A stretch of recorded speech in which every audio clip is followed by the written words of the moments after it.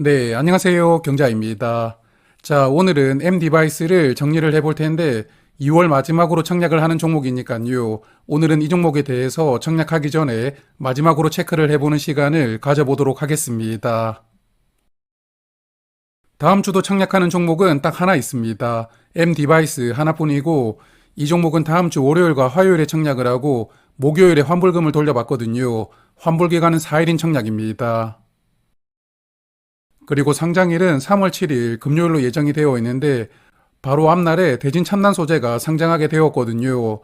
그러므로 대진 첨단 소재가 상장일에 분위기가 좋다면 M 디바이스에게도 긍정적이겠지만 만약에 분위기가 좋지 않다면 M 디바이스도 약간 애매해질 수도 있거든요.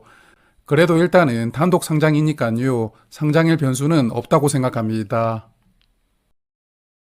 자, 그러면 수요 예측 결과를 체크를 해보겠습니다. 기관 경쟁률은 1367대 1이었고 1896개의 기관이 참여를 했는데 오늘 청약이 끝났던 대진 첨단 소재도 그렇지만 M 디바이스도 기관 수가 2000개 넘지 않더라고요. 그래서 공모주 시장에 참여하고 있는 기관 수가 약간 줄었나 그런 생각이 들던데 3월에 청약하는 종목들을 조금 더 관찰을 해봐야 될 것 같습니다. 그리고 임무확약은 4.9% 비율로 신청이 들어왔으니까요. 이번 종목은 수요 예측에서 무난한 결과를 받았다고 생각합니다. 그리고 임무확약은 수량 기준으로는 4.9% 신청이 들어왔고 건수 기준으로는 4% 신청이 들어왔거든요. 그래서 최종 배정에서는 확약이 3배 정도 늘어나는 15% 정도까지는 늘어날 수 있도록 살짝 기대를 해보고요. 그리고 확약은 15일부터 6개월까지 골고루 신청이 들어왔지만 3개월 확약을 신청한 건수가 46건으로 가장 많았다는 점도 말씀을 드려봅니다. 그리고 공모 가격은 상단 가격으로 결정이 되었는데요. 8,350원인데 상단 가격 이상을 신청한 비율이 90%가 넘더라고요. 공모가는 무난하게 결정이 되었다고 보고 그래서 M 디바이스는 이번에 105억 원을 모집하게 되고 시가총액은 882억 원으로 상장하게 되거든요. 시가총액 사이즈가 조금 작으니까 이런 부분은 장점이라고 생각합니다. 자, 그러면 수요 예측에서의 결과는 일단 여기까지 보고요. 이번에는 회사를 조금 간단하게 파악을 해보는 시간인데 M 디바이스는 SSD라고 해서 데이터를 저장하는 부품을 만드는 기업이거든요. 예전에 컴퓨터에서는 하드디스크라는 장치가 저장을 담당했지만 요즘에 나오는 컴퓨터는 전부 저장 장치로 이렇게 생긴 SSD를 탑재하고 나옵니다. 무엇보다 속도 차이가 크기 때문에 요즘에 SSD를 기본적으로 사용을 하고 있는 것인데요.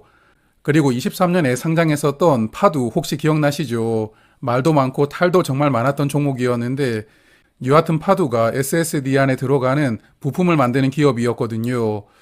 SSD를 구성하는 부품 중에 하나인 컨트롤러를 만드는 기업이었는데 M 디바이스는 특정 부품은 아니고 SSD를 설계부터 직접 생산하고 판매까지 담당을 한다고 하니까요. 사이즈 차이가 크게 나긴 하지만 사업 구조만 보았을 때는 삼성전자나 SK하이닉스와 동일하다고 생각이 되는 기업입니다. 그렇지만 SSD 시장은 주요 기업들이 시장을 거의 99% 과점을 하고 있다고 하는데요. 화면 보시는 그래프가 전 세계 SSD 시장의 점유율인데 삼성전자가 45%를 점유하고 있고 하이닉스가 32%, 그리고 마이크론이 10%를 점유하면서 5개 업체가 99%를 점유하고 있으니까요. 사실 M 디바이스 같은 소형 기업들이 진입하기에는 너무나 힘든 시장이 아닌가 그런 생각도 들었습니다. 자, 그래서 한국도 삼성이나 SK 같은 정말 큰 기업이 있고 그리고 사실 전 세계 어느 나라에서도 이름도 들어보지 못했던 한국에 있는 작은 기업이 만든 SSD를 사용하는 것은 쉽지 않은 환경인데요. 그렇지만 M 디바이스는 중국 시장을 뚫었다고 하는데 현재 매출의 95%가 중국 시장에서 나오고 있더라고요. 물론 중국의 수많은 기업 중에서 아주 소수만 M 디바이스 제품을 사용하고 있기는 하지만 그래도 정말 큰 기업들 틈바구니 속에서 살아남았다는 게 대단하다는 생각도 많이 들었습니다. 그리고 최근 실적을 보니까 24년에 실적이 특히 좋았더라고요. 매출액은 481억 원으로 23년 대비 거의 5배가 늘어났고 그리고 48억 원의 영업이익 흑자를 기록했으니까 22년과 23년의 적자를 뒤로 하고 흑자 전환에도 성공을 하였거든요. 그러므로 회사 입장에서는 터닝 포인트라고 볼 수가 있었던 그런 한 해가 아니었나 생각합니다. 자, 그렇지만 공모가를 보니까 미래 실적을 추정해서 산정을 했더라고요. 올해 예상 실적을 추정해서 공모가를 산정을 했는데, 그래서 제가 미래 실적 기반으로 공모가를 산정하는 기업들이 등장할 때마다 늘 말씀드리고 있지만, 이런 종목들은 현재 실적 기준으로는 공모가가 적절한지 밸류를 따져보는 것은 큰 의미가 없다고 생각합니다. 그렇지만 증권신고서를 보다 보니까 눈에 확 들어오는 부분이 있었는데, 기존에 수주했던 물량 중에서 올해 약 800억 원 정도의 잔고가 남아 있다고 하더라고요. 화면을 보시면 H사에게 490억 원, 그리고 B사에게 약 330억 원치 물량을 공급하는 것으로 계약이 되어 있다고 하니까요. 일단 올해는 매출액이 최소 800억 원은 깔고 간다고 볼 수가 있겠는데, 그러면 작년 대비 매출액이 또 80%가 늘어나는 것이거든요. 그러므로 이 종목은 회사가 예상했던 이익이 정말 터무니없게 추정을 했다고 보기는 어려웠고, 그리고 기존 계약권은 26년까지는 공급이 예정이 되어 있더라고요. 그래서 이런 계약이 중간에 잘못되지만 않는다면 M디바이스는 적어도 26년까지는 회사가 좋은 성장을 이어나갈 수가 있다는 그런 여건을 가지고 등장한다는 생각도 들기도 합니다. 그리고 무엇보다 이 종목은 공모가격 기준 시가총액이 882억 원이니까요.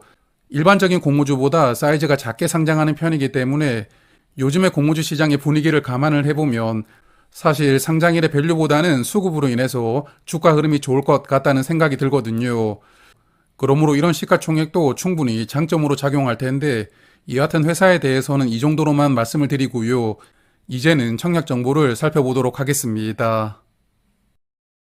M디바이스는 이번에 126만 주를 모집하는데 우리 사주조합에도 10% 비중으로 12만 6천 주가 배정이 되어 있고요. 일반 투자자에게는 31만 5천 주를 배정합니다. 그리고 주관사가 삼성증권인데 일반 고객이라면 최대 7,500주까지만 청약을 할 수가 있거든요. 증거금은 약 3,100만 원이 필요하게 되고 최소 수량은 20주로 증거금은 83,500원입니다. 그리고 삼성증권도 다른 증권사들과 마찬가지로 청약 수수료는 2,000원입니다. 그리고 상장일에는 557만 주가 유통될 수가 있는데, 아니 전체 주식의 절반 이상이 상장일부터 풀리게 되더라고요. 공모주 중에서는 유통 물량이 아주 많은 편이고 상장일부터 매도할 수 있는 기존 주주가 447만 주를 보유하고 있으면서 이게 전체 주식의 42%나 되는 물량을 기존 주주들은 상장일부터 매도를 할 수가 있거든요. 그러다 보니까 이렇게 유통 물량이 50%를 넘어갔다고 보이는데, 그래도 사이즈가 작은 종목이기 때문에 유통 금액은 400억 원대로 무겁지 않다는 점은 그나마 다행이라고 생각합니다. 자, 그래서 기존 주주들의 스탠스에 따라서 상장일의 흐름이 좌우될 가능성은 매우 높다고 보고요. 그러므로 기존 주주들을 조금 더 살펴보면 일단 기존 주주의 명단을 보니까 물량 대부분을 개인 주주가 보유를 하고 있더라고요. 재무적 투자자는 22만 주, 그리고 개인 주주가 425만 주를 상장일에 매도할 수가 있으니까 기존 주주가 보유한 물량은 거의 다 개인 주주라고 볼 수가 있겠는데, 왜 이렇게 개인 주주들이 이 종목을 많이 보유하게 되었는지는 모르겠지만 여하튼 개인 주주가 많다면 물량이 통제가 되지 않고 한 번에 나올 가능성이 높으니까요. 이런 부분은 조금 리스크가 되지 않을까 생각합니다. 그리고 최근에 주식을 발행했던 이력을 살펴보니까 전환사채로 발행한 주식들도 24년에 보통주로 전환을 했고요. 또한 24년에 유상증자도 진행을 했던데, 그래서 24년도에는 주식을 취득했던 기존 주주들이 정말 많았고요. 여기 표를 보시면 취득했던 가격은 5,000원, 6,000원, 그리고 7,500원입니다. 공모 가격이 8,350원으로 결정이 되었잖아요. 작년에 취득을 했던 기존 주주들은 일단 공모가 아래로 취득을 했다고 볼 수가 있겠고, 간혹 장외 시장에서 공모가보다 높은 가격으로 매수를 했던 주주들도 있었겠지만, 여하튼 대부분의 기존 주주들은 상장일에 물량을 가볍게 정리할 수 있는 조건이라는 점도 약간은 부정적으로 봐야 되지 않나 생각합니다. 자, 그렇지만 이 종목은 환매 청구권이 부여가 되어 있더라고요. 상장일부터 3개월간 공모가의 90%를 보장해주는 권리가 부여되어 있으니까요. 사실 최근 분위기가 또 좋아져서 환매 청구권이 그다지 필요가 없을 것 같기도 한데, 여하튼 이렇게 환매 청구권이라는 안전장치가 마련이 되어 있잖아요. 조금 더 가벼운 마음으로 청약하실 수가 있지 않을까 생각합니다.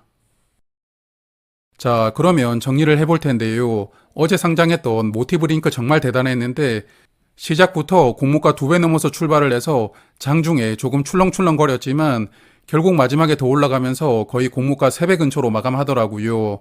그리고 오늘 잠깐 보니까 오늘 주가는 더 상승을 하고 있던데 여하튼 최근에 공모주 시장 분위기는 좋다라는 표현보다는 뜨거워지고 있다는 표현이 조금 더 어울리지 않겠나 생각하고요.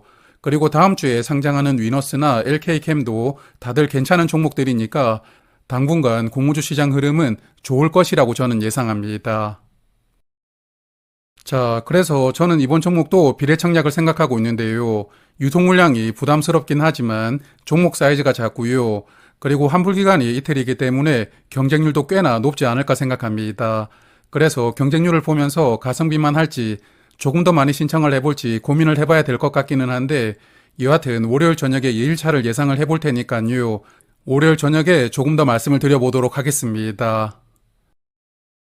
자, 그러면 오늘은 여기에서 인사를 드리도록 하고 다음 주에 상장하는 위너스하고 LK캠을 일요일 저녁에 한번 정리해서 말씀을 드리려고 하거든요. 두 종목을 청약하셨던 분들은 일요일 저녁에 한 번 더 뵙도록 하고 이번 주 주말도 행복한 시간 되시길 바랍니다. 고맙습니다.